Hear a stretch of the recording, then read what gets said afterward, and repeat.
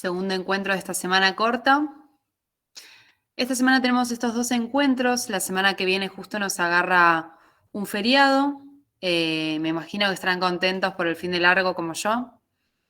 Si hacen algún viaje, que lo pasen lindo, y si no, descansen, hagan el parcial. Hoy, al terminar la clase, les voy a entregar el parcial. Tranqui. Si quieren ya les voy comentando más o menos de qué se trata, podemos comenzar con eso. Van a ser, bien, por suerte mejorando. Del brazo bastante bien. La verdad es que pensé que me iba a doler mucho más.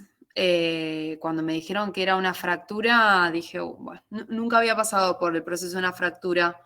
En mi caso es una fractura leve, muy, muy chiquita. Me dijeron que estaba de hecho astillado. No fue grande. Así que de dolor bastante bien. Un poco molesto tener el yeso, obviamente, y más en la mano derecha. Pero estoy con mucha ayuda. Lo bueno de todo esto es que la gente me hace viandas para comer, no tengo que cocinar, no tengo que lavar platos, nada. Así que la estoy pasando bastante bien, les quiero decir. Dentro de todo, bastante bien. Sí, sí. Si todo sigue bien, el jueves que viene ya me van a ver sin yeso. El miércoles me lo sacarían, me tengo que hacer la placa antes, obviamente, y después comienzo con la rehabilitación. Así que ahí vamos, acostumbrándome. Bueno, gracias por preguntar. Venimos bien por acá, por suerte. Comienzo comentándoles un poquito entonces del parcial. Si bien, bueno, saben que la semana que viene no tenemos una clase previa a la entrega del parcial. El parcial lo van a poder entregar el mismo jueves 14, incluso hasta las 11 de la noche. Digamos, no es que para antes de la clase de ese día van a tener que entregar el parcial. Teniendo, digamos, este fin de largo de por medio, lo pensé así porque digo, bueno, justamente quizás algunos de ustedes o se lo tomen para descansar un poco o se vayan a algún lado, aprovechen a viajar a algún lado. Justo quedó en un fin de semana bien largo, entonces es engorroso estar juntándonos para rendir el parcial. Quizás a algunos grupos les venga bien, pero bueno, como para aunar más o menos todos los criterios, vamos a tener hasta el jueves 14 a las 11 de la noche como para entregarlo. El jueves que viene va a haber clase sincrónica, pero tranqui, no vamos a avanzar mucho, justamente teniendo en consideración de que quizás algunos grupos estén entregando el parcial, va a ser de consulta, vamos a avanzar apenas muy poquitito porque, digamos, porque tenemos que avanzar, el cuatrimestre se está pasando volando y algún tema chiquitito vamos a dar, pero tranqui. Me pueden consultar durante la semana si surgen dudas acerca del parcial. La modalidad, como les había anticipado, va a ser grupal, escrita. Lo van a entregar a mi mail, tal como hicieron con el trabajo práctico. Por lo que vi en el grupo de WhatsApp, los grupos están bastante conformados ya, así que espero que me mande alguien alguna listita de los grupos a ver cómo han quedado conformados, así me voy dando una idea. Van a ser 4 puntos. Cada uno de los puntos tiene su puntaje al lado, ahí está también explicado. El primer punto es un verdadero o falso, son 8 afirmaciones. Las falsas hay que justificarlas, tiene que estar bien fundamentado, lo principal, digamos, es que la fundamentación esté bien y bien desarrollado, que tenga un buen análisis, una buena justificación de sus respuestas. El punto 2 son unas imágenes que van a tener que interpretar en base a los contenidos trabajados hasta el momento.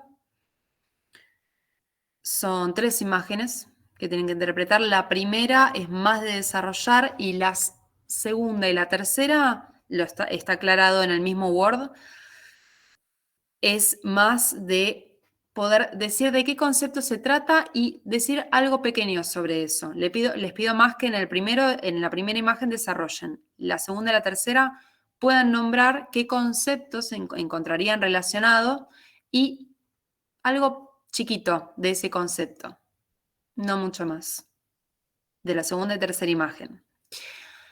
Punto 3 son 2 frases del pensamiento psicoanalítico freudiano que van a tener que explicar con sus palabras y utilizando, obviamente, la bibliografía vista. Y el punto 4, les puse unas cuantas palabras que van a tener que aunar, y les di 2 opciones, en un cuadro sinóptico, una red conceptual. Una red conceptual es poder unir los distintos conceptos que yo les puse en el punto 4 de manera relacionada. Es decir, una red conceptual no tienen que desarrollar los términos. Si hace falta aclarar algo en la misma red de por qué unieron tal concepto con tal concepto, lo aclaran, pero chiquitito, con muy pocas palabras. La red conceptual no tiene contenido, no tiene análisis. Entonces, o red conceptual, que es esto de unir con nexos los distintos conceptos, los distintos términos, o también tienen la opción de escribir un texto con todas esas palabras, de no más de 2 carillas, que no sea un párrafo que sea más largo, pero que tampoco se extienda a 2 carillas. Bien, eso como presentación del parcial. Como les dije, cualquier otra duda que tengan durante la semana me pueden escribir, no va a haber problema. Bibliografía, me habían preguntado qué entra para el parcial. Todo lo que vimos hasta ahora, incluida la clase de hoy. Todo lo que vimos hasta ahora es módulo 1, módulo 1 era introducción al psicoanálisis, todo lo que es los comienzos del psicoanálisis, cómo Freud llegó a crear la teoría psicoanalítica, cuáles fueron los cambios en su método, la relación con Breuer, el caso clínico de Ana O. Ese era el módulo 1. Módulo 2 entra también formaciones del inconsciente, sueños, actos fallidos, lapsus, chistes. Y módulo 3, que es sexualidad, entra lo que vemos hasta hoy, que sería el texto que estuvimos viendo hasta la clase pasada de 3 ensayos sobre sexualidad infantil. Vamos a ver hoy sobre las teorías sexuales infantiles. Y vamos a ver complejo de Edipo. Vamos a ver hasta qué llegamos de complejo de Edipo, pero con, digamos, lo que les puse en el parcial lo vamos a ver seguro. Por ahí la clase que viene retomamos con algo de complejo de Edipo. Vamos a ver hasta dónde llegamos, pero eso es lo que entra de contenido en el parcial. Lo mismo que en el trabajo práctico 1. Si llegan a utilizar bibliografía extra, aclararla en anexos. Hacer un apartado en el mismo Word, digamos. Preferentemente si lo pueden hacer en Word, mejor. Entiendo que por ahí el envío de, si alguno utiliza red conceptual, si algún grupo decide utilizar red conceptual, me puede enviar el PDF aparte, la imagen aparte, porque entiendo que a veces es difícil hacer una red conceptual en la computadora desde el Word y que quede ordenado. Así que eso me lo pueden enviar aparte, pero me resulta más práctico que me lo envíen en Word para poder hacer las observaciones ahí mismo, hacer los comentarios ahí. También digamos lo mismo que en el trabajo práctico 1, se utilizan fuentes aparte de nuestra bibliografía, aparte de nuestro material bibliográfico, aparte en una hoja con subtítulo que se llame anexos, Y en cada uno de los parciales que me envíen en el archivo me ponen sus nombres. Por ahora, nada más. No hay muchas pautas formales, más de las que utilizaron en el trabajo práctico 1. Veo que han utilizado algunos las normas APA, puede ser con Times New Roman, Arial, 12. Si quieren pueden hacer alguna portada. Eso a criterio de cada uno. Les pido sí, obviamente, que sea claro el orden en que respondan a las consignas. Que tenga claridad, prolijidad y fíjense la redacción, que a varios grupos les marqué esto en el trabajo práctico 1. A veces cuando la redacción resulta difícil, complicada o confusa, se pueden malinterpretar también los conceptos y lo que intentaron decir ustedes. Así que también fíjense la redacción en ese sentido. Bueno, ahora sí, si estamos listos, podemos continuar con lo que empezamos la clase anterior. Vieron que les envié una guía de lectura ayer, un poco tarde, pero ¿alguien la pudo ver? ¿Pudo ir al texto? Era sobre el texto sobre las teorías sexuales infantiles. Voy intentando compartir pantalla.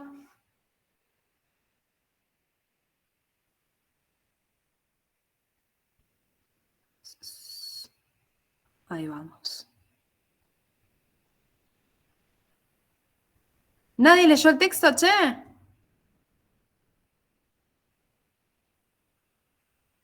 Sí, yo algo leí, estuve viendo.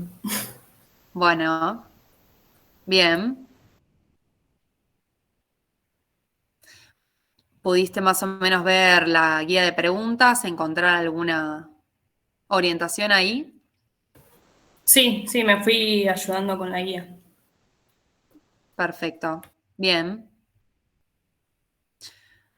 Bueno, para destacar del texto, quienes lo hayan seguido, quienes hayan podido seguir la lectura lo van a seguir seguramente. Pueden también interrumpirme, abren micrófono y directamente hablan. Si hay algo que me está faltando o algo que quieran agregar. Sobre las teorías sexuales infantiles, es un texto en el que principalmente lo que Freud desarrolla es esto, algunas teorías que se hacen los más pequeños sobre la sexualidad. ¿De qué base parten? Desde la no existencia de la diferencia de los sexos. Hasta este momento, digamos, los nenes pequeños, pongámosle de 3 años, como les comentaba en la clase pasada, todavía no tienen noción de la diferencia anatómica entre los sexos. El niño no sabe que papá y mamá son de sexos opuestos y diferentes, digamos. Lo que sí existe es la pulsión del saber en este momento, la fuente del saber. El niño es curioso y empieza a ver a partir de su intriga recurrente de cómo es que nacen los niños, porque empieza a escuchar que por ahí en el jardín a un compañerito le van a hacer un hermano, o al mismo nene o nena le van a hacer un hermano, una hermana. Empiezan a ver mujeres con una panza gigante y ¿qué es esto? Bueno, empiezan a investigar. ¿A quiénes le van a preguntar en primera instancia? Al papá, a la mamá o a la persona más próxima a la que el niño pueda llegar a recurrir.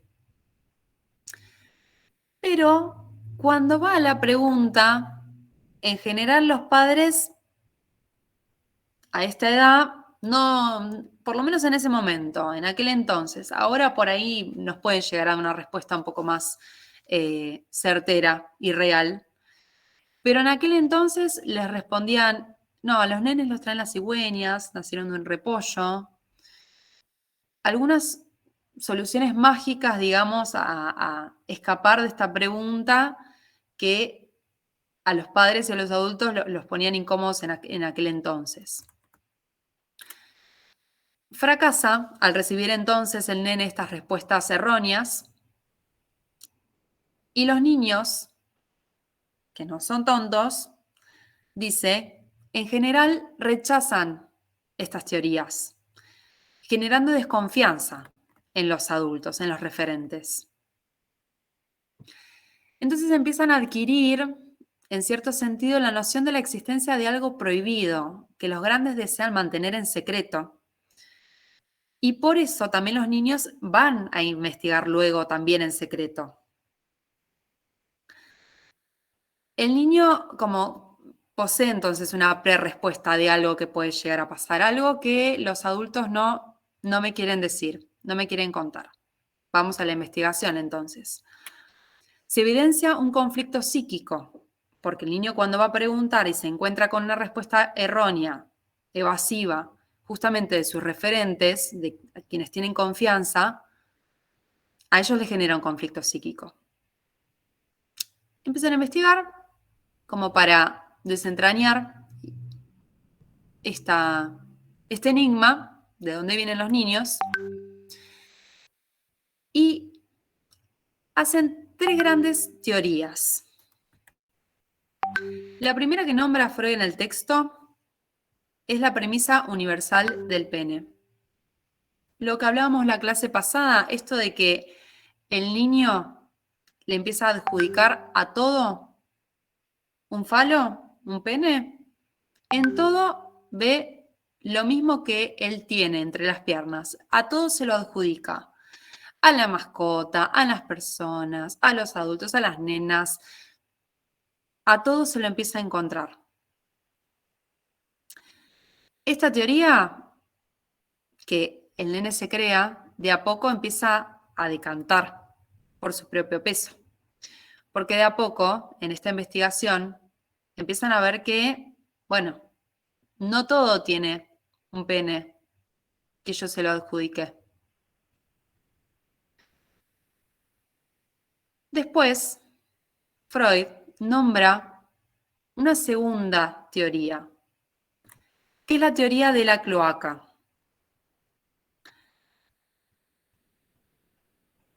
¿Qué es esto? Es justamente el desconocimiento de la vagina lo que afirma esta teoría. Como el nene desconoce esta parte del cuerpo de la mujer, piensa que los nenes, los bebés, son concebidos por la boca y son paridos por el ano. Entonces piensan, algo se ingiere, por eso la mamá está tan gorda, está con tanta panza, luego está en el vientre, el bebé, y después se evacúa efectivamente por el ano. Piensan que los bebés, teorizan que los bebés en este momento nacen por el ano. Pero esto también empieza a generar un poco de ruido. Ellos anudan esto, la teoría de la cloaca, con algo también del orden de la satisfacción pulsional del comer. Vieron que les da placer, como a todos, el comer. Y con la satisfacción pulsional también de la zona erógena, de ir al baño, de la zona erógena anal.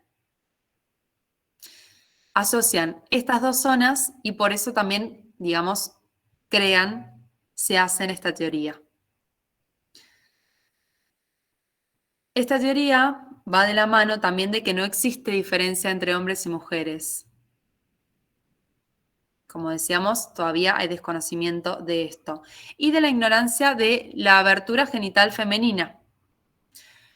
Empieza a hacer ruido, justamente como les decía, esta teoría, porque, digamos, el ano es un lugar que tiene tanto los hombres como las mujeres, y de repente empieza a ver que los hombres no son los que dan a luz, los que van a parir a los bebés.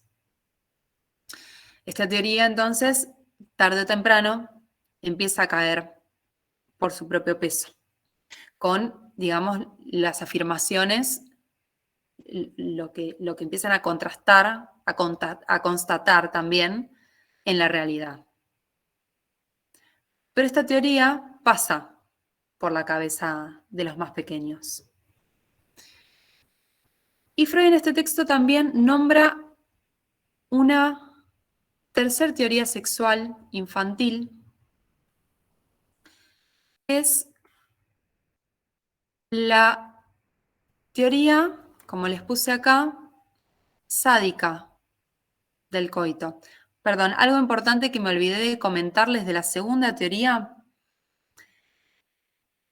Los nenes y las nenas también acá, como piensan de que el bebé es expulsado como un excremento, ellos también lo hacen. Sale por el conducto intestinal y ellos también hacen eso. ¿Por qué yo no puedo parir un bebé? En su fantasía, el niño entonces puede fantasear con tener un niño en esta etapa. Vamos de nuevo a la tercera teoría. Teoría sádica del coito. Los niños, las niñas empiezan a notar justamente y a constatar que hay algo prohibido, por lo que los papás, cuando van a dormir, cierran la puerta o escuchan algunos ruidos, o hay cosas que empieza a percibir el niño o la niña de la que él no es partícipe. Hay algo en lo que lo están dejando afuera. Hay algo de lo que él está siendo prohibido. ¿Por qué estará siendo prohibido entonces? Se pregunta el niño. Es una pregunta típica de cuando los niños llegan a ser testigos casuales del comercio sexual, dice Freud, digamos, de las relaciones sexuales de sus padres. Aunque no hayan conseguido más que una percepción muy incompleta del acto sexual. No es que los niños tienen que ver el acto sexual como para imaginarse esto, sino que lo empiezan a percibir de alguna u otra manera. Los padres cierran la puerta, escuchan algún ruido, ven y empiezan a notar conductas de seducción entre el padre y la madre. Pero estas conductas no son amorosas en su fantasía, en este momento. Teoría sádica del coito. En los ruidos que se escuchan, pareciera que nos están amando, dice el niño. Pareciera más bien que hay hostilidad, que se están golpeando, que se están agrediendo. Cuanto más agresivo también, digamos, es el vínculo, agresivo real, digamos, no la fantasía del niño, cuanto más agresiva es la relación entre los padres, digamos, por ejemplo, el niño puede ver que los padres discuten o discuten fuerte, cuando se pelean, el niño es partícipe de estas demostraciones de agresividad. Ahí le da más pautas al nene o a la nena para contrastar y verificar esta tercera teoría sádica del coito. Claro, como yo los veo pelear en la mesa, también deben volver a su cuarto y se deben seguir peleando. Por eso lo sádico. Cuanto más entonces agresivo o más peleas hay en un vínculo entre padres, más pruebas le da al nene para pensar, bueno, algo en esa habitación pasa de sádico. Por eso la teoría sádica del coito. Los niños piensan y relacionan mucho lo sexual con la agresión, con lo sádico. De hecho, digamos, como ya vimos, hay muchas conductas sexuales que se pueden relacionar con el sadismo. El sadomasoquismo, sin ir más lejos, digamos. Muchos autores relacionan cuestiones sádicas con la sexualidad, con la genitalidad en este caso. Y el niño, la niña, en esta edad, empieza ya a fantasear con estas cuestiones. De esto, digamos, se trata el texto sobre las teorías sexuales infantiles. ¿Alguien que haya leído o de lo que estuve hablando quiere agregar algo más? ¿Quiere preguntar algo más? ¿Algo que se me haya pasado?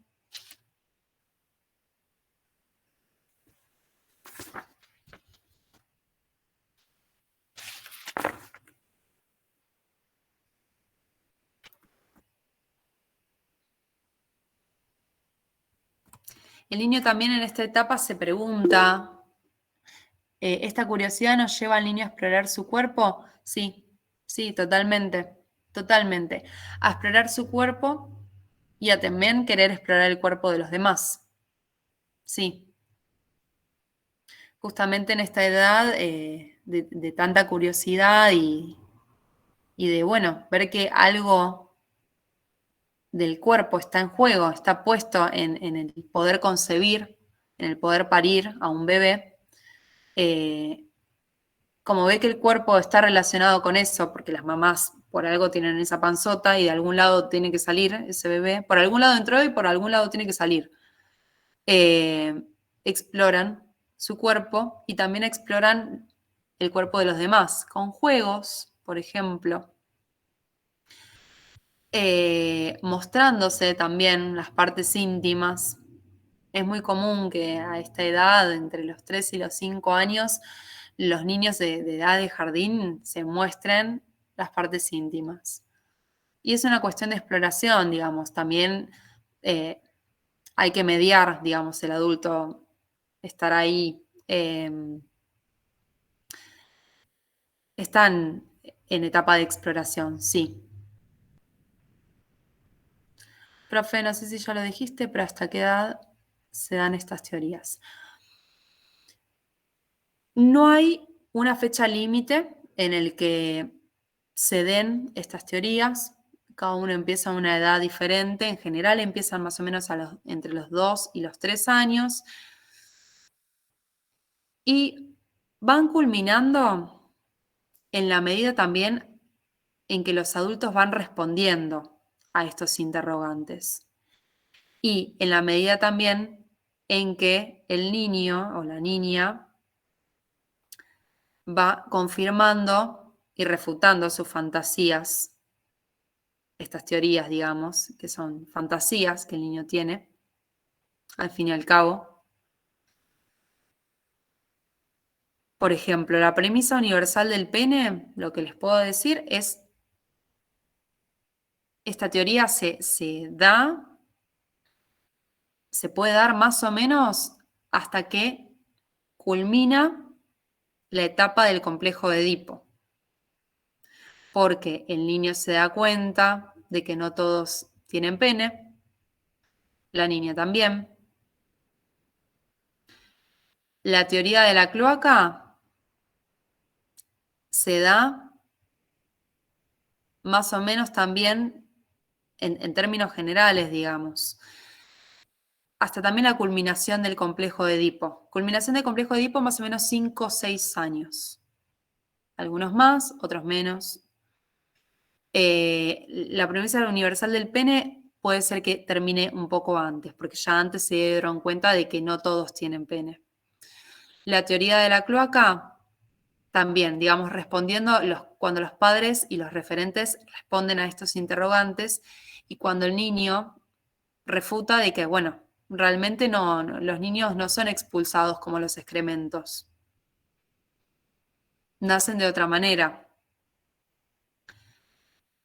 Y también está relacionado con la culminación del complejo de Edipo, que es muy diferente en la nena como en el nene. La resolución del complejo de Edipo en cada uno de los sexos biológicos es diferente. Ahora lo vamos a ver.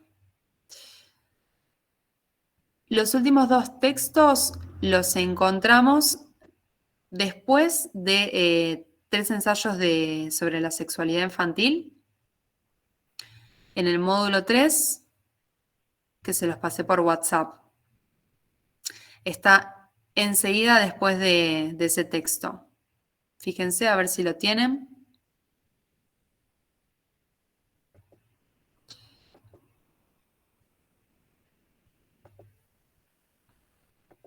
Yo lo voy a abrir por acá.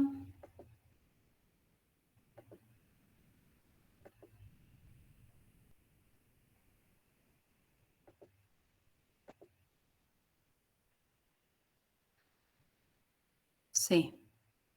Sí, sí. Después de ese texto. Fíjense que lo tienen que tener ahí. Los niños también a esta edad se preguntan qué es esto de estar casados, qué significa que los padres estén casados, tienen pareja, cuáles son las parejas. Empiezan a jugar entre ellos que es mi novia, es mi novio, en el jardín.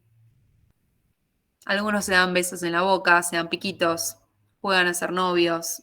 Y va la señora y les dice, no, eso es para adultos, ustedes no son novios. Y empiezan a jugar con estas cuestiones y a investigar qué es esto de ser padre, ser madre, tener pareja, estar casados, cuál es la diferencia. Ellos mismos empiezan a justamente a experimentar con estas cuestiones. Bien.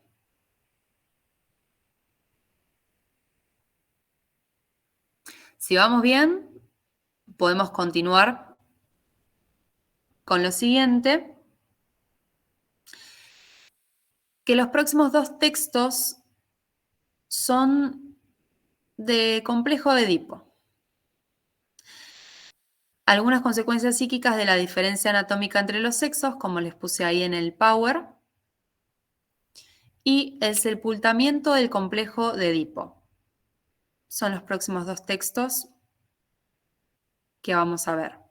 Están también a continuación de este texto, sobre las teorías sexuales infantiles.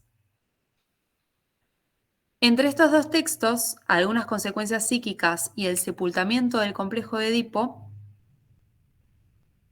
voy a hacer una exposición o un resumen de lo que se trabaja en los 2. Lo mismo, sé que, digamos, hay algunos o algunas de ustedes que han visto este tema en otras cátedras. Si alguien quiere participar, agregar, preguntar, repreguntar o decir, yo esto lo vi así o lo vi de otra manera, me avisan y vamos conversándolo. Pero en primera instancia, me pareció interesante, antes de arrancar de lleno con complejo de Edipo, ver de dónde salió esta teoría. A Freud, digamos, hay 3 momentos que le hacen pensar en todo esto. El complejo de Edipo, a grandes rasgos, como para presentárselos, es el complejo nuclear de las neurosis. Acá se juega mucho de la estructura psíquica de todos nosotros, del ser humano. Es la escena que origina la neurosis. Sucede, digamos, durante la etapa fálica, entre los 3 y los 5 o 6 años, más o menos. Y también, digamos, es lo que nos hace pensar que para el psicoanálisis y para Freud, la identidad sexual y las elecciones son construidas, digamos, no nacemos con eso, dice el psicoanálisis, no nacemos con nuestra orientación ni con nuestra identificación y elección, sino que está construida en esta etapa, para Freud. Bien, la identificación sexual entonces se construye y se juega acá, en este complejo de Edipo. Hay 3 momentos en la vida de Freud a partir de los que empieza a plantear y empieza a pensar en este complejo. Uno es en la muerte de su padre. Más o menos Freud empieza a teorizar esta teoría tan fundamental dentro de la teoría psicoanalítica. Enfrentada a su tumba, él empieza a pensar qué le pasaba a él con respecto a su padre, porque sentía que por momentos lo odiaba. Por momentos lo amaba y por momentos lo odiaba. Eso le hace pensar en esto. Después también empieza a escuchar y le empieza a suceder a él que empieza a soñar sobre muertes de seres queridos. ¿Qué pasa? Que vuelven a mí en sueños gente querida. Mi padre, mi madre, a la gente también le pasa esto. Empiezan a soñar también con cuestiones de sexualidad en relación a su familia. ¿Qué pasa acá? Y también algo que le ayudó mucho a teorizar, a pensar esta teoría, es su propio autoanálisis. Porque Freud, digamos, se autoanalizaba a él mismo. Entonces acá aparentemente habrá escrito esto a partir de muchas cuestiones personales de él. Bien. Toma el mito de Edipo Rey. Seguramente lo han visto en la escuela o en primaria o en secundaria. Cuando yo lo vi no me acordaba en absoluto del mito de Edipo Rey, así que me parecía adecuado poder mostrarles un video que resume un poco el mito de Edipo. Freud no solo suele utilizar muchas cuestiones literarias y de la mitología griega justamente como para hacer sus teorías, para empezar a teorizar algunas cuestiones del psiquismo. El mito de Edipo es uno, de Edipo Rey, y también el mito de Narciso. Después, si llegamos a ver en la materia, espero que sí, podamos llegar a ver algo de narcisismo. También toma el mito de Narciso, el que se miraba a sí mismo en el reflejo y se amaba, y de tanto amarse se terminó cayendo en el río. Suele tomar extractos de los mitos para teorizar. Vamos a ver entonces el mito del complejo de Edipo Rey para empezar a hablar del complejo de Edipo. A ver.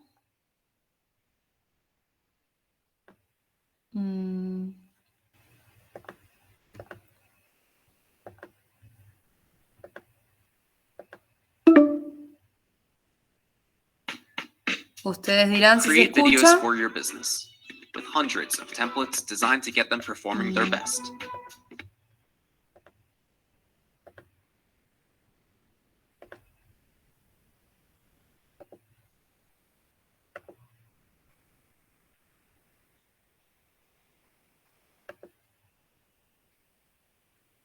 Ahí vamos. With Vimeo Create.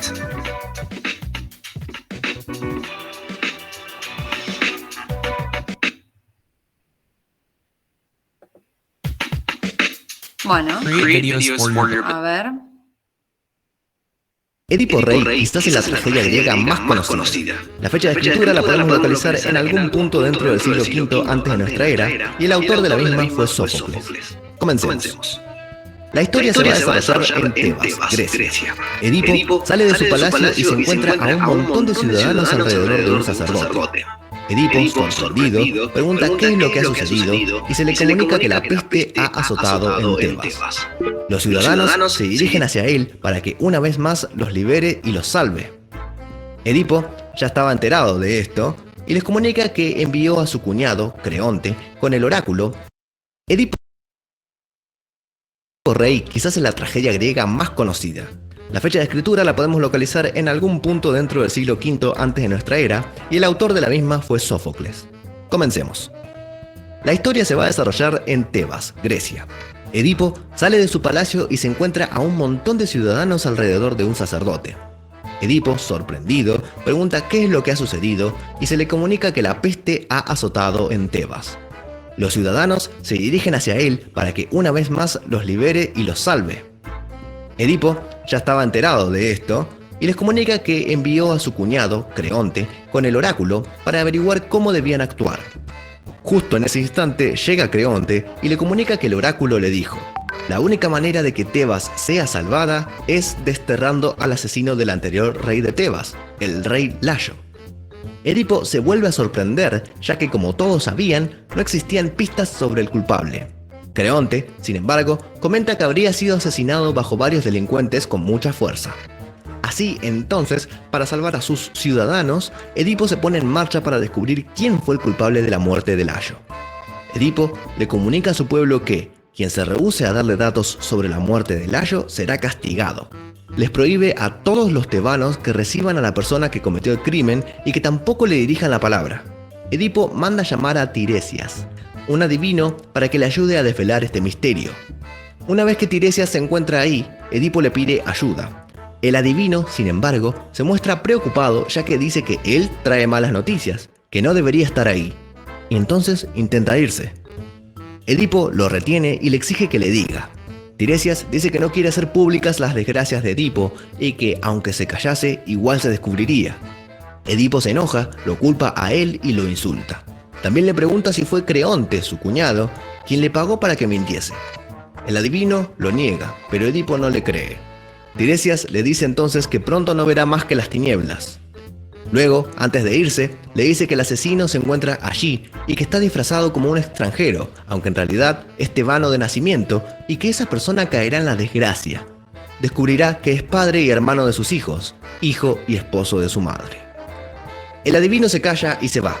Creonte se muestra enojado, ya que Edipo lo acusó de traidor y desconoce la razón por la cual lo acusó. Creonte va con Edipo y este se muestra enojado, ya que cree que su cuñado quiere apoderarse del poder. Creonte le dice que no tiene esas intenciones, pero Edipo le desea la muerte. En ese momento entra Yocasta, esposa de Edipo, y le pide que reflexione y que no destierre a su hermano, Creonte. Sin embargo, Edipo dice que si no se va Creonte de Tebas, se irá a él.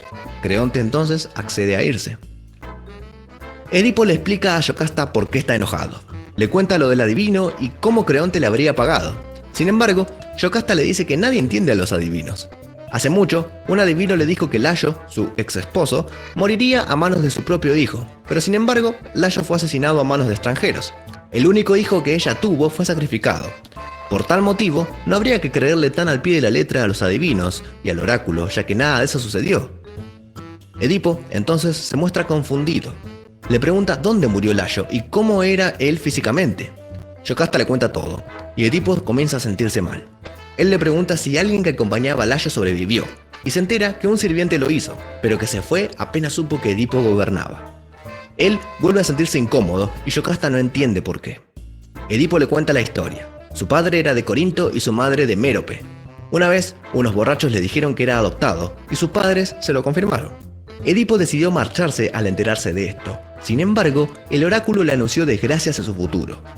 Caminando, se encontró en el lugar donde Layo falleció, por lo que Yocasta le había contado. En ese lugar, Edipo mató a alguien que venía delante de una carroza, lo que hicieron hacer apartarse del camino. Él se enojó y mató a todos. Entonces, lo único que queda es traer al sirviente para ver si fue Edipo o no quien mató a Layo. Un mensajero viene debido a que en Corinto falleció el padre de Edipo y quieren proclamarlo rey. El mensajero cuenta que él recibió a Edipo de las manos de un pastor que servía en la casa de Layo y que él se lo entregó a Pólibo, padre adoptivo de Edipo. Entonces mandan a buscar a ese pastor para saber la verdad. El pastor viene y le dice que lo recibió de una madre que se lo había dado porque tenía miedo, ya que el oráculo había dicho que mataría a uno de sus padres. Edipo entonces comprende todo y se lamenta. Momentos después, se entera que Yocasta se suicidó y Edipo, en un momento de ira, se arrancó los ojos con los broches del vestido de su madre y esposa. Edipo maldice entonces a quien lo rescató de la muerte. Entra el nuevo rey por el momento. Edipo le pide que lo expulse del país. Creonte accede, pero le deja quedarse con sus hijas. Y así es como termina Edipo rey. Un hombre que lo tenía todo, lo pierde en cuestión de segundos. Espero que lo hayan disfrutado. Hasta la próxima.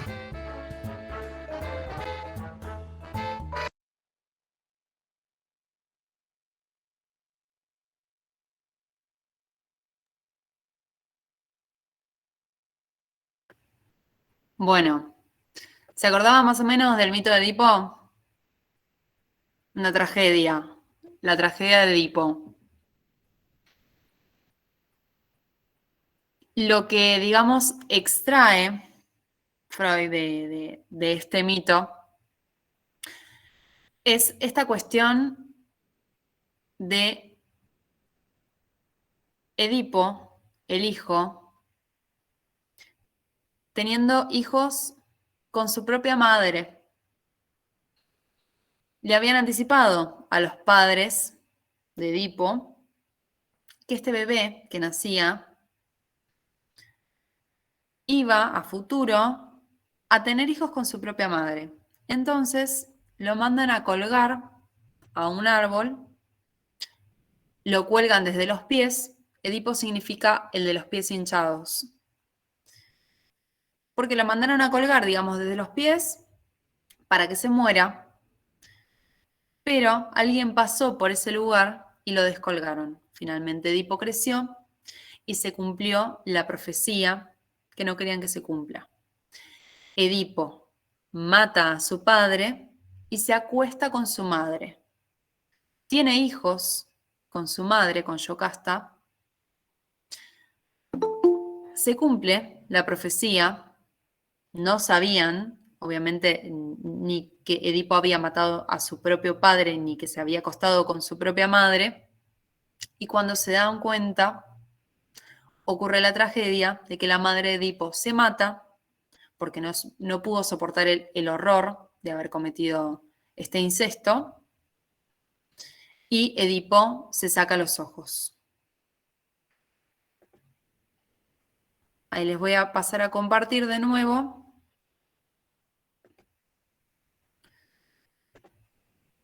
El Power, en el que hay un gráfico, un pequeño resumen del texto del mito de Edipo.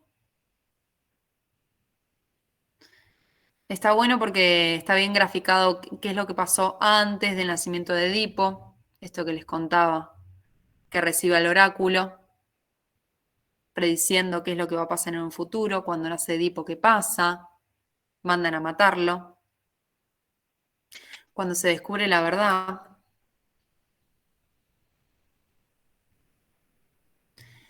esto, digamos, es en esencia por lo que Freud se agarra del mito de Edipo, toma el mito de Edipo para hacer su teoría. ¿Qué pasa? Cuando el bebé nace, en primera instancia, tanto la nena como el nene, primero lo que hace Freud es teorizar, como les decía en la clase pasada, primero desde el varón. Después, como a él le resultaba un tanto misterioso, un tanto difícil meterse en el campo de las mujeres, después empieza a teorizar acerca de qué pasa con el complejo de Edipo en el caso de las mujeres, de las niñas. Pero bueno, tanto en la nena como en el nene, en primera instancia, el primer objeto de amor, el amor preedípico, se le llama, el primer objeto de amor en los dos es la mamá. El bebé nace, la madre y el bebé son uno solo, porque digamos, tiene que subsistir así. Y después de a poco va apareciendo la figura del padre. La figura del padre, digamos, igual de importante que la madre, pero aparece en otro tiempo.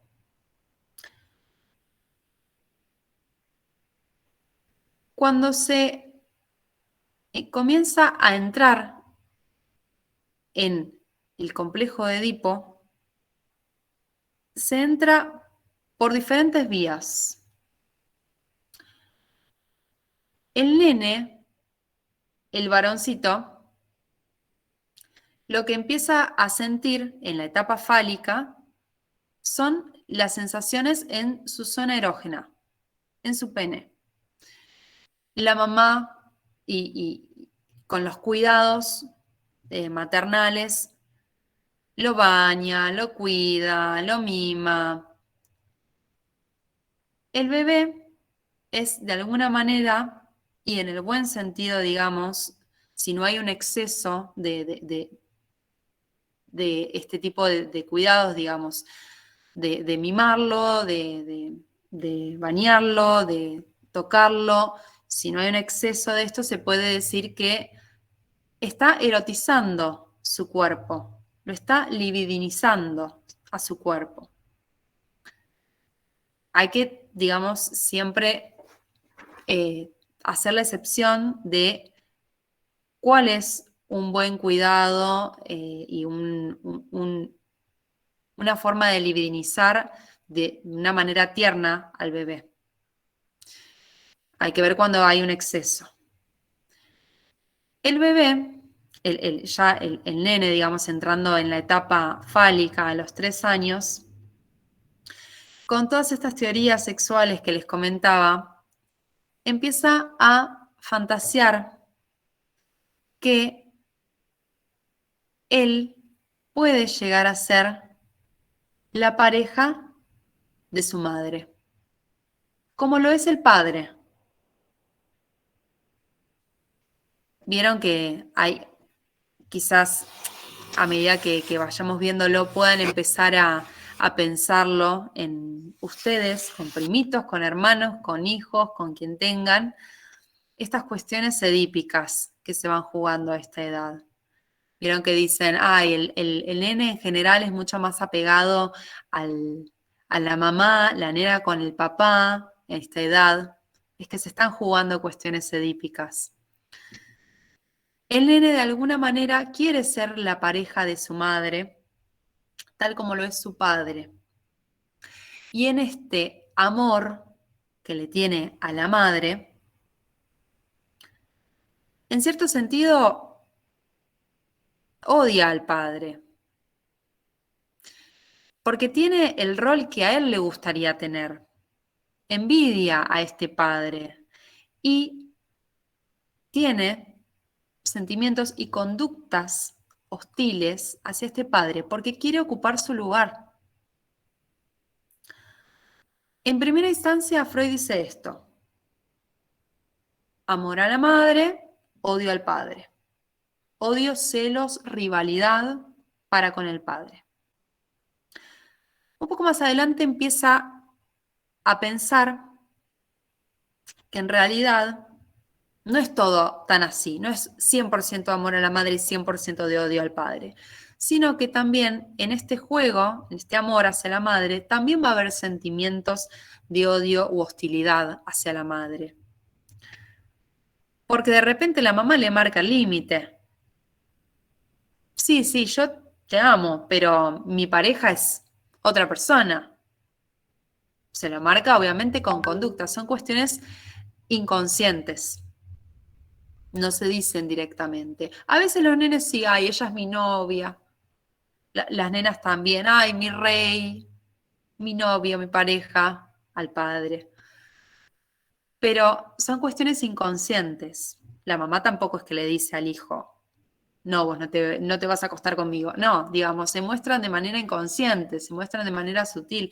El nene ve que esta fantasía que él tiene de estar con su mamá no se puede cumplir. Entonces, esto al nene le genera odio también, le genera recelos de lo que pasa. La mamá también lo reta, digamos. El nene empieza a tener momentos de cierto odio, de ambivalencia para con la madre. Pero también para con el padre, porque al fin y al cabo, dice Freud, no es todo odio que le tiene al padre. No son todos celos, no es todo envidia y rivalidad para con el padre. A este padre, el nene, también lo quiere, porque le propaga cuidados, le da amor, este papá. Entonces, Freud dice, al fin y al cabo, hay sentimientos ambivalentes para con la figura de la madre y para con la figura del padre. En la nena pasa lo mismo, ahora lo vamos a ver, pero esto es importante remarcarlo porque para Freud la sexualidad, desde que nacemos, es bisexualidad. Todos nosotros, dice, en ciertos sentidos nacemos siendo bisexuales, por esta cuestión de que hay tanto odio como amor para con el padre y para con la madre. En la nena, esta bisexualidad se va a ver más marcada. Ahora vamos a ver por qué.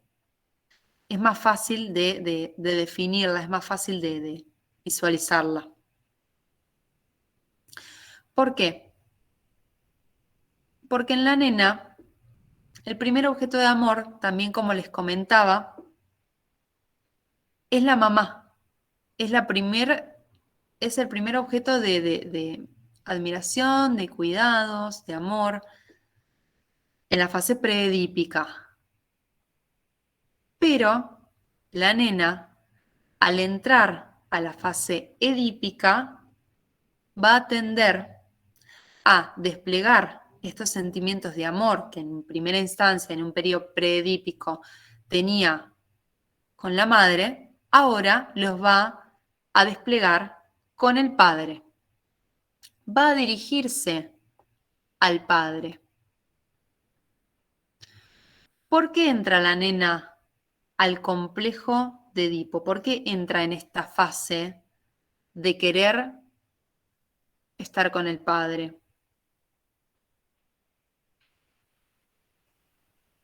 La nena entra al complejo de Edipo, ingresa a este complejo, digamos, a esta fase,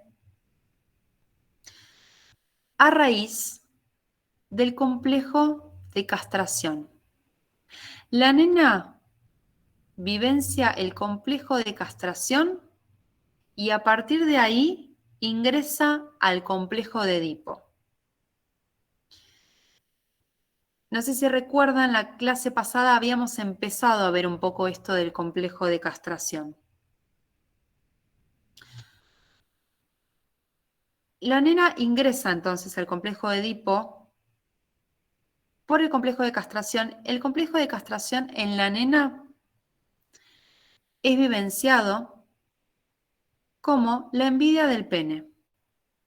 En estas teorías sexuales que los nenes y las nenas se hacen, y como están justamente en la etapa fálica, y lo más valioso es la figura del pene, la nena empieza en sus indagaciones, en su investigación, a dar cuenta que ella no tiene eso que tiene el varoncito. Hay algo que le falta y se siente castrada, complejo de castración. El complejo de castración ella lo vivencia como envidia del pene. Ella quiere tener eso, que es el falo, es lo más valioso en ese momento.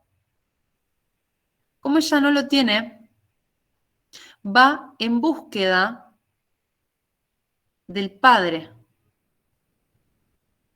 para tener no un pene, porque empieza a darse cuenta, al fin y al cabo, que no va a poder tenerlo, pero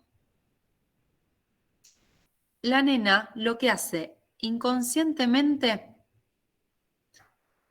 es hacer una ecuación simbólica en el que pene es igual a hijo. Tener un hijo va a equivaler, va a tener el mismo valor que el pene que le falta, dice Freud.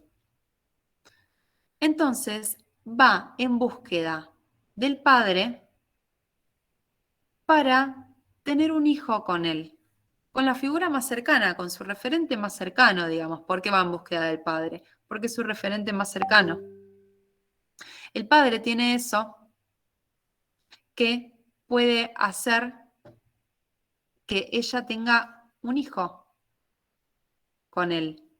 Entonces, es por esto que la nena se acerca al padre como un objeto de amor en la etapa edípica. Quiere estar con él, quiere que sea su pareja, su marido, su pareja de amor, para al fin y al cabo ocupar el lugar que tiene la madre originalmente.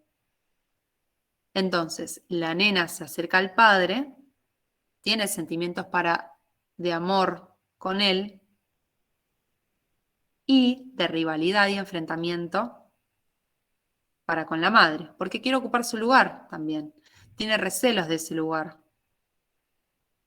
Pero a la vez, como les decía, también la nena tiene sentimientos ambivalentes. Ama y odia al padre a la vez, porque es con el padre a quien ama y con quien quiere estar. Lo odia también a la vez porque se da cuenta de que no puede estar con él y porque también es el papá el que la reta y le marca los límites. Y para con la madre también. Odia a su madre y le tiene recelos porque ocupa ese lugar que ella le gustaría tener, pero a la vez le tiene también un poco de miedito, de temor, porque mamá se va a dar cuenta que yo quiero ocupar su lugar. Entonces también a veces vuelve a ella en algún sentimiento de temerosidad y también de amor, porque quedaron vestigios de ese amor predípico y porque también la nena va a seguir amando a la madre. Entonces hay sentimientos ambivalentes. Entonces, ¿por qué les decía que acá, en el caso del complejo de Edipo en la nena, la bisexualidad se ve de manera más clara? Porque lo que tiene que hacer la nena es un cambio de objeto de amor. Primero amaba a la mamá y después ama al papá. No solo tiene que hacer este cambio la nena. El complejo de Edipo en las nenas, en las mujeres, es más complejo, da más vueltas, es más rebuscado, porque tiene que hacer un cambio, no solo en su objeto de amor, sino también en su órgano. Como les comentaba, en la etapa fálica todavía no hay noción de vagina, no hay noción de la abertura genital femenina. Está el clítoris, que sería, digamos, la zona donde la nena siente las sensaciones placenteras.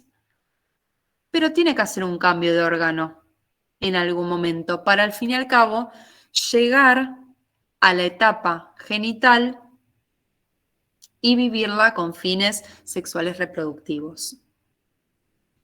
En el nene no.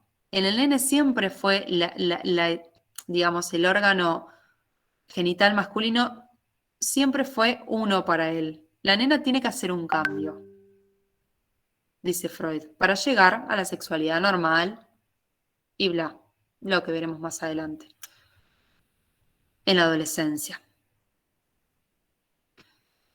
Bien. Esto, en primera instancia, a grandes rasgos, es la primera aproximación del complejo de Edipo. ¿Hasta acá alguna pregunta?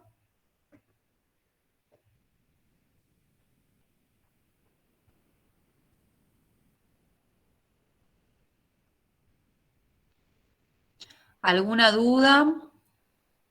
¿Algún aporte?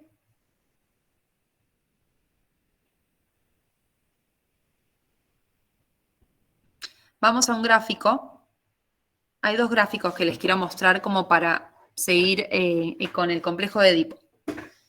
Esperen un momentito, que lo traigo un poco más para acá.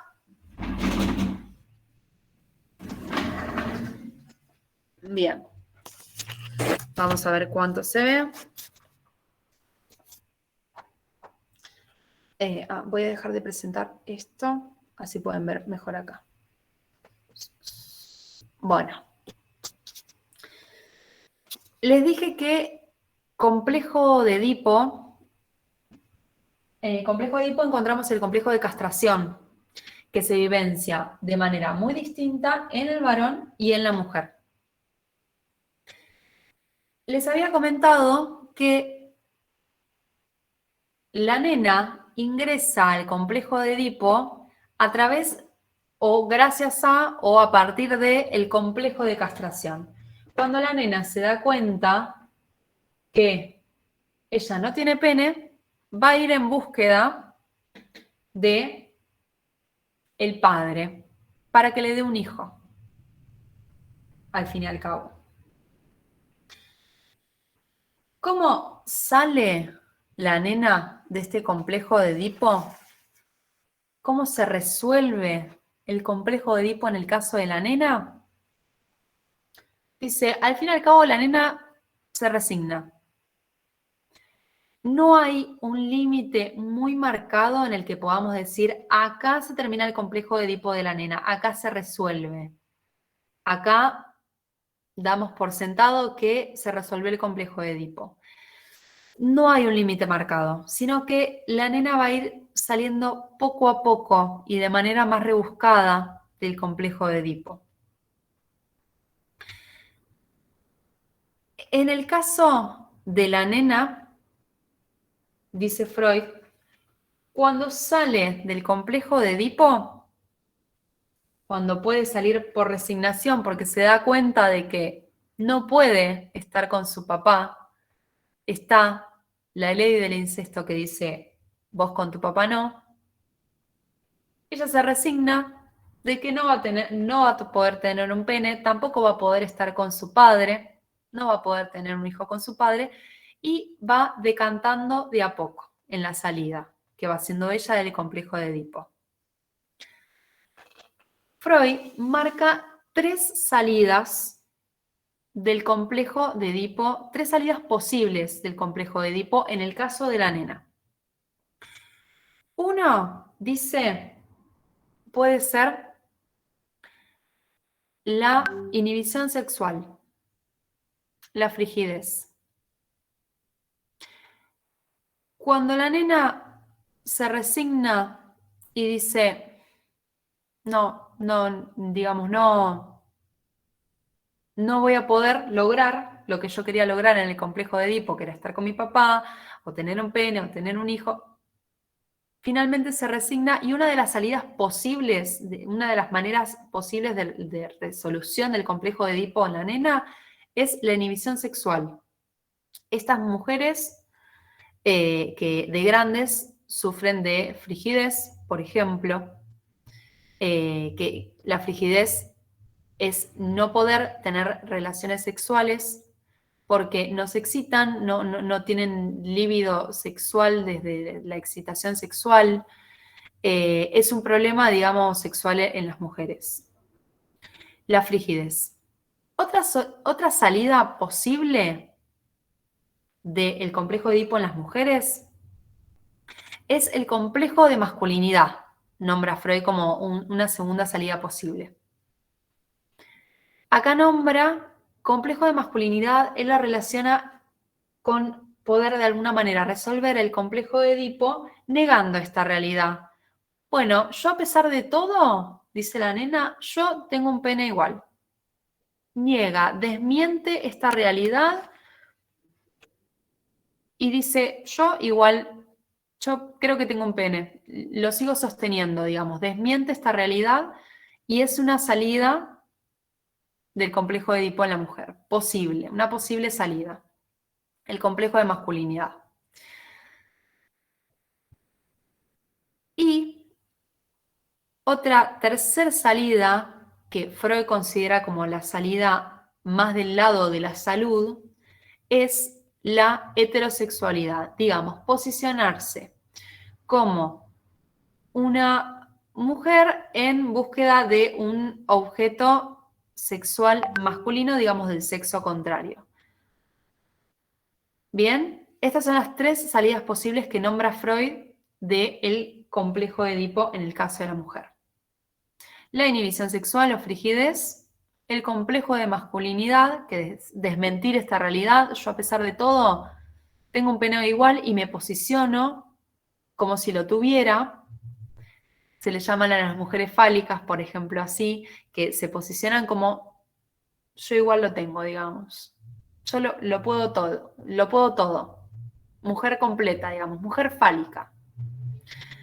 Y la heterosexualidad como tercer salida del complejo de Edipo en el caso de la nena.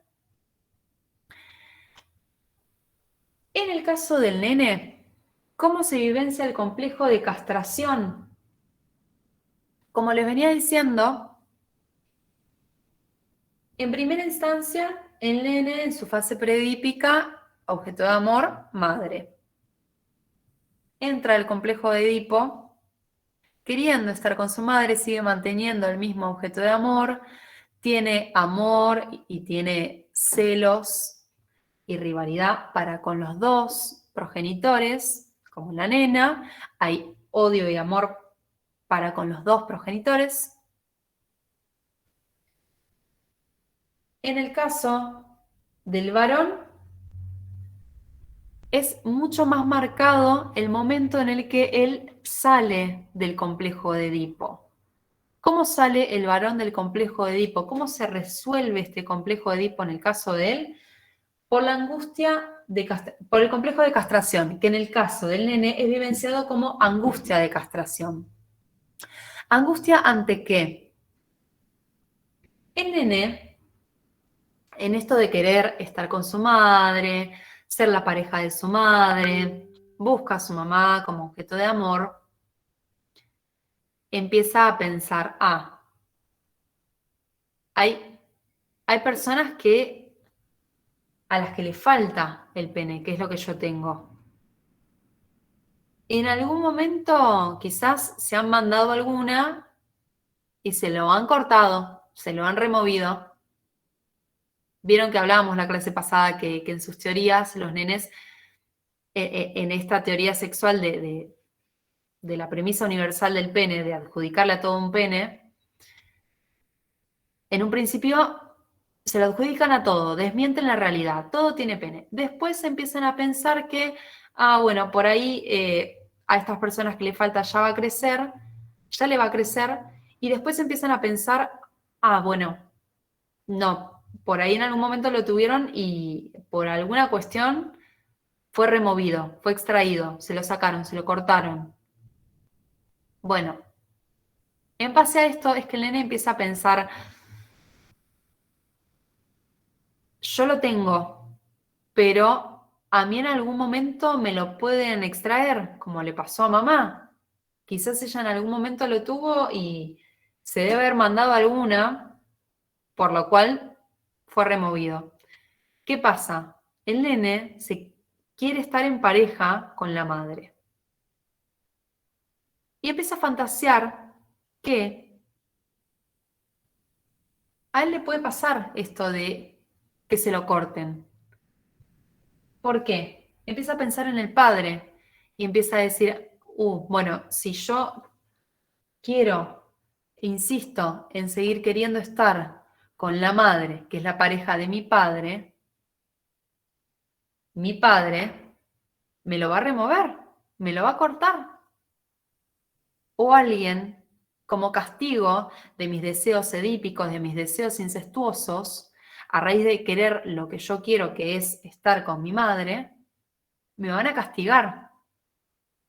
Y esto al nene lo angustia muchísimo. Esto se llama angustia de castración. Este temor que tiene el nene de, por sus deseos edípicos, por sus deseos incestuosos, querer estar con su mamá, que lo castiguen y sufrir la castración en carne propia. Es por esto que el nene sale del complejo de Edipo. Porque su genital es tan importante que resigna estar con su madre a cambio de, bueno, lo conservo. Me dejo de hinchar con esto de querer de estar con mamá y me quedo con mi falo. Es por la angustia de castración que el nene sale del complejo de Edipo. Acá entonces hay algo marcado. La nena entra por el complejo de castración al complejo de Edipo y el nene al revés sale del complejo de Edipo a raíz del complejo de castración. Se sepulta el complejo de Edipo en el caso del varón. Y Freud marca dos salidas posibles, perdón, en el caso del complejo de Edipo del varón. Una salida es que el nene pasa a ser como el papá, se identifica con el papá, o sea, heterosexualidad. Y otra salida es que el nene quede entrampado, quede identificado en la ley materna, quede identificado con la madre y a futuro va a ser homosexual. Entonces las dos salidas posibles del complejo de Edipo en el caso del varón son o la heterosexualidad o la homosexualidad. Estas salidas, digamos, tienen que ver con identificaciones.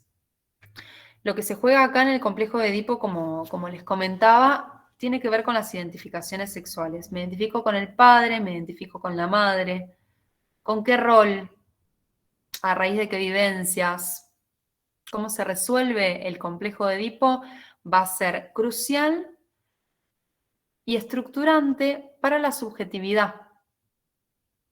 El complejo de Edipo entonces es estructurante del sujeto. Y tanto en la nena como en el nene, dice Freud, hay un heredero del complejo de Edipo.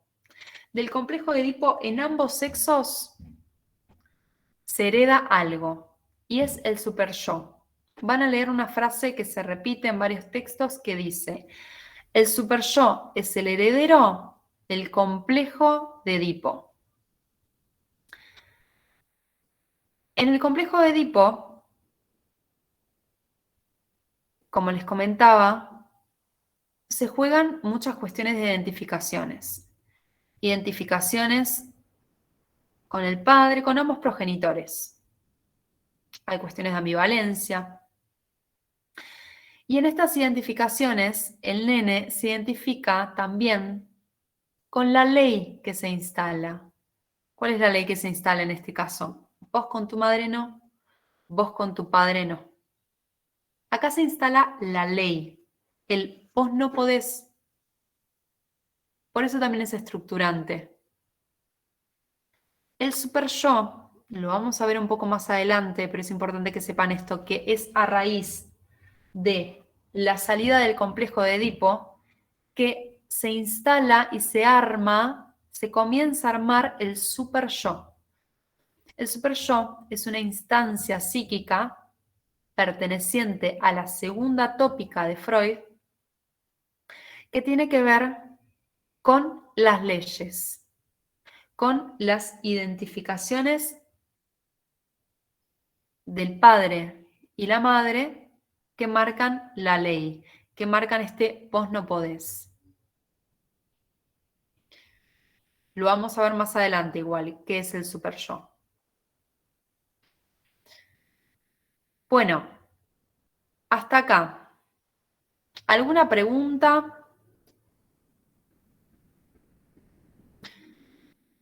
¿Volvemos a algo?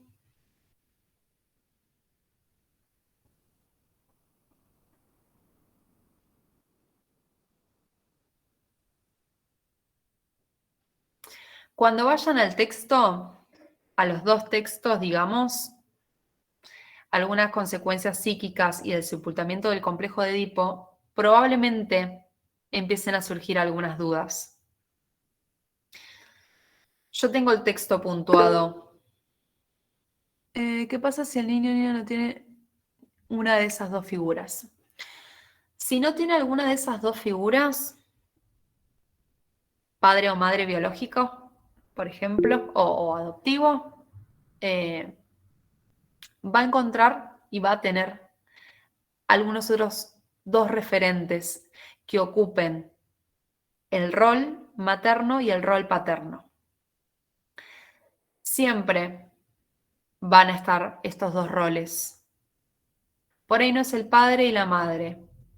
Por ahí es la madre y un tío, por ahí es la madre y la pareja del padre, de la madre.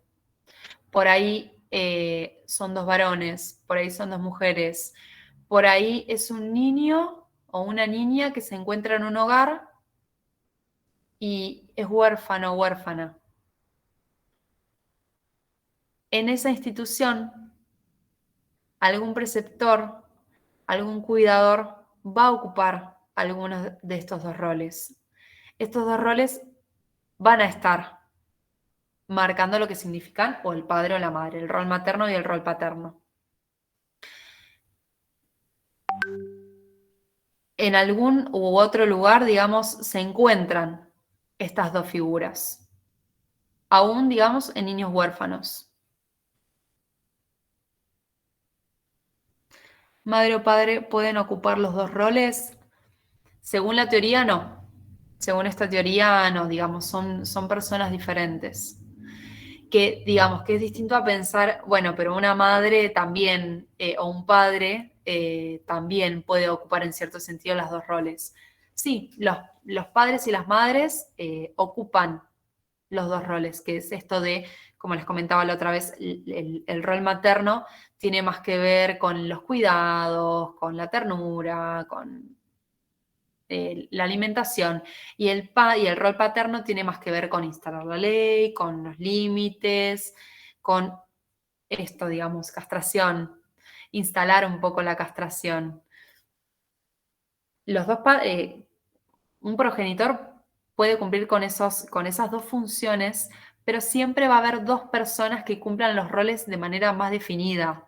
Siempre va a haber dos personas que ocupen más un rol u otro. No es que una madre, el rol materno no va a instaurar límites, por ejemplo. No es que por ser rol materno nunca te va a decir que no, que le pertenece al rol paterno decir eso. Los dos cumplen esas funciones, pero siempre alguna de las dos figuras ocupa con mayor preponderancia, con más fuerza, algunos de esos dos roles. En algún lado, digamos, se encuentran esas dos figuras.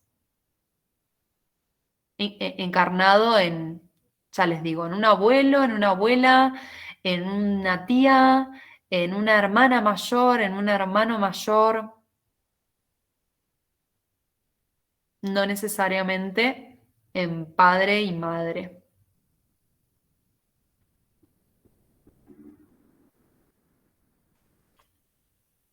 Bien.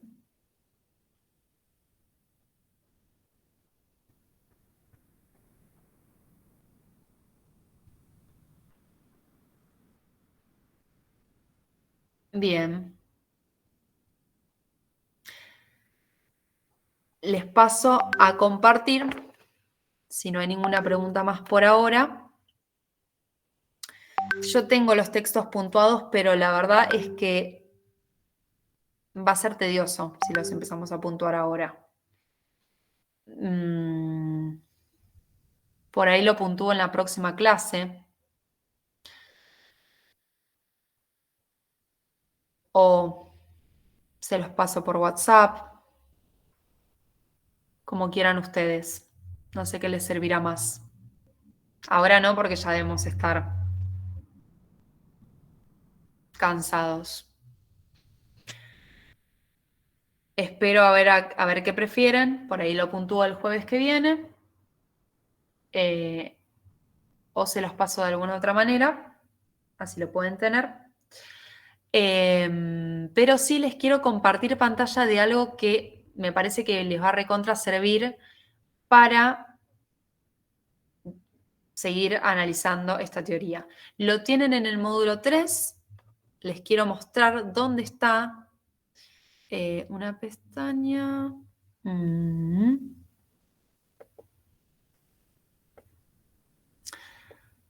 Es un gráfico que lo saqué de un libro de Juan David Nacio, se llama el autor. ¿Ahí lo están viendo?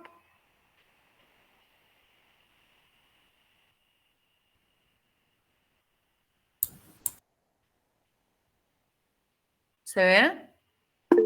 Sí, profe, ahí se ve. Perfecto. Bien. Les muestro. ¿Dónde lo van a encontrar? Está en el módulo, este último que les subí, módulo 3. Va a haber una portada que dice... resumen de la lógica del Edipo del varón y resumen del Edipo, de la lógica del Edipo de la mujer, extraído del libro El Edipo de Juan David Nacio. Son 2 cuadritos en el que resume bastante bien y me parece que es re clarificador. Ustedes dirán después a ver si les sirve. Que comenta un poco esto que estuvimos trabajando recién. El cuadro se lee de arriba, de abajo para arriba. Vieron que dice cuadro 2, lógica del Edipo del varón, y dice, primero, falo, sensaciones erógenas. Lo primero que siente son sensaciones en el pene. La fantasía de omnipotencia de tener el falo. Después, un poquito más arriba, empiezan los deseos incestuosos, la sexualización de los padres. Comienza a ver después la visión del cuerpo desnudo femenino desprovisto del pene. Esto al nene le genera horror porque dice, ¿cómo puede ser que no todos lo tengan? Empieza la desmentida. Después, un poquito más arriba, empiezan las fantasías de angustia, la desexualización de los padres. Fantasía de angustia es temor a ser castrado por el padre que prohíbe. Y un poquito más arriba dice resolución de la crisis edípica. ¿Qué es lo que pasa en la resolución en el caso del nene? Se reprimen los deseos, las fantasías y la angustia. Renuncia a considerar a los padres como objetos de deseo. E incorpora a los padres como objetos de identificación. Al incorporar a los padres como objeto de identificación, les agrego, es que empieza a incorporar y a construirse su super yo. Un poquito más arriba de esto que estamos viendo, también un cuadrito del varón, pero como en formato de texto. ¿Qué es lo que pasa desde los primeros tiempos de Edipo hasta que se resuelve? Una hojita más abajo. Vamos a girarlo. Uy. Acá, bien. Una hoja a continuación tienen la lógica del Edipo de la niña. Lo mismo, en el cuadrito empieza por abajo. Primero las sensaciones erógenas, la fantasía de omnipotencia en relación a querer tener el falo. En los tiempos predípicos hay una sexualización de la madre. Visión del cuerpo masculino dotado del pene. La niña quiere tener esto y tiene un dolor grande porque a ella la privaron de esto, de tener este falo. Tiene un anhelo de poseer el falo del varón y luego del padre. La primera negativa del padre es a entregarle el falo. Entonces, la nena recurre a hacer esta ecuación simbólica que les contaba. Como el padre no le da el falo, bueno, quiero tener un hijo con él. Pero después se viene la segunda negativa del padre, a poseer sexualmente a su hija. La nena termina renunciando al padre fantasiado y hay una identificación con la persona del padre real. Se desexualiza el padre, pero se termina identificando con él, con sus progenitores. Y acá al ladito también, explicado más en formato de texto. Como hicimos con el niño que nos contaba su travesía edípica, escuchemos ahora el testimonio de la niña.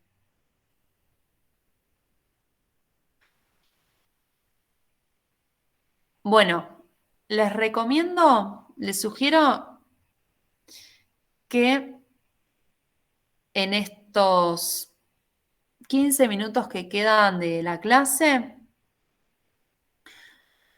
lean estos 2 cuadritos que los tienen ahí en el módulo 3, búsquenlo. Si no lo encuentran, avísenme, yo voy a estar acá. Los lean, los revisen y cualquier cosa me consulten. Yo voy a seguir acá hasta las 6 menos 5 con la cámara apagada para que si alguien me habla, nos ponemos a conversar. Mírenlo, tranquilos. Miren los cuadros, revísenlos, léanlos y yo hasta 6 menos 5 estoy acá. Cualquier cosa, me escriben. Mientras tanto, voy aprovechando a enviarles el parcial y, bueno, en todo caso, si alguien no consulta, nos despedimos por hoy y estamos en contacto. Yo voy a seguir acá. Estoy con la cámara apagada mientras les envío el parcial, pero sigo acá. Les mando un abrazo. Buen fin de semana para ustedes también. Gracias.